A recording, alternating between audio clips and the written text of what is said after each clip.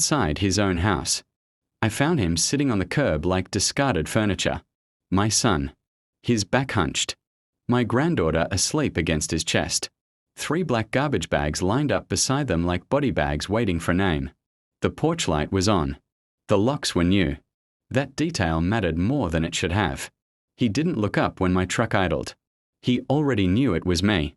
A father always knows when his child breaks in a way that can't be hidden. I stepped out slowly.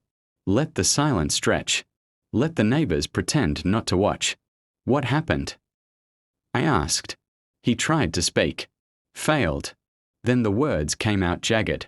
They changed the locks, Dad, he said. Her father said our bloodline wasn't worthy of his empire. Empire. That word again. I felt something inside me settle. Not anger. Not shock. Relief. Because this wasn't chaos. This was timing. I smiled. Just enough for him to notice. Get in the truck, I said. He didn't know I had been waiting 18 months for this exact moment. 18 months earlier, I'd seen the first crack. A look at a family dinner. A pause too long when money was mentioned.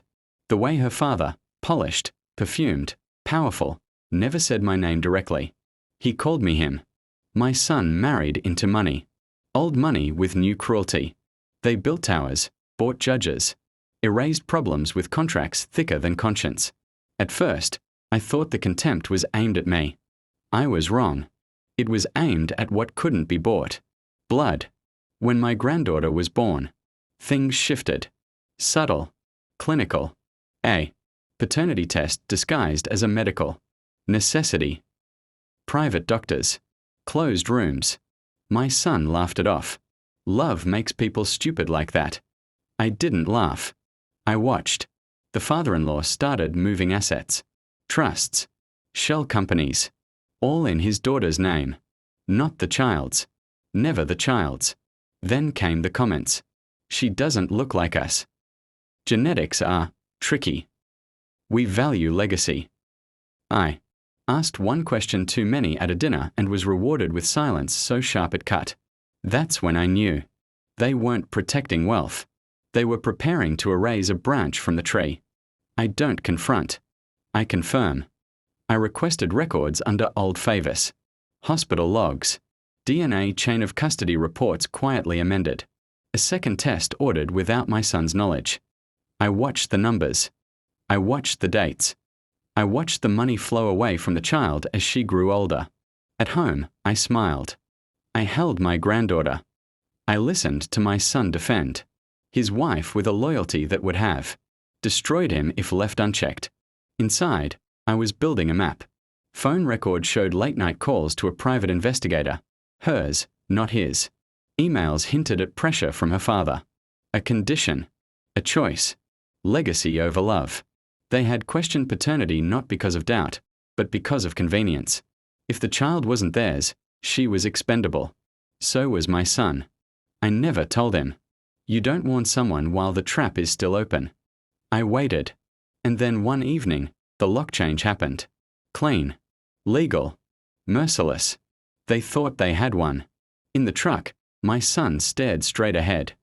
I handed him an envelope at the third red light.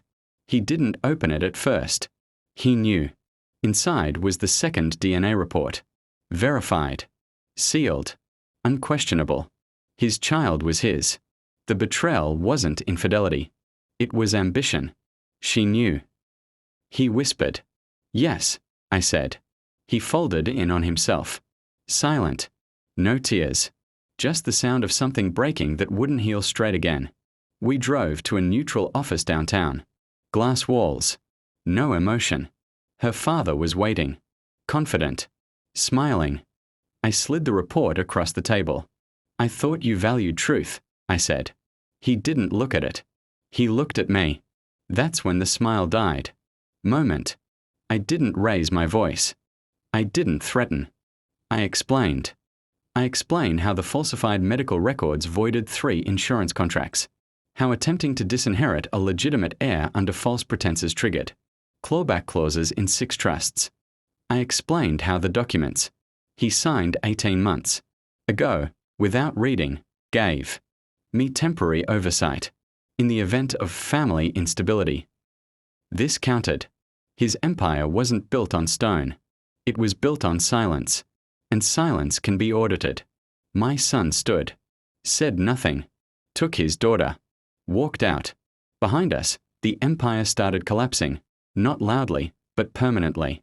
I dropped them off somewhere safe. I didn't hug my son. I didn't need to. He finally saw the world as it was, not as he hoped it might be. As for me, I didn't win. I reclaimed. Some people build empires to feel powerful. Others wait patiently until the moment they're invited to tear one down. I drove home alone. And for the first time in 18 months, I stopped waiting.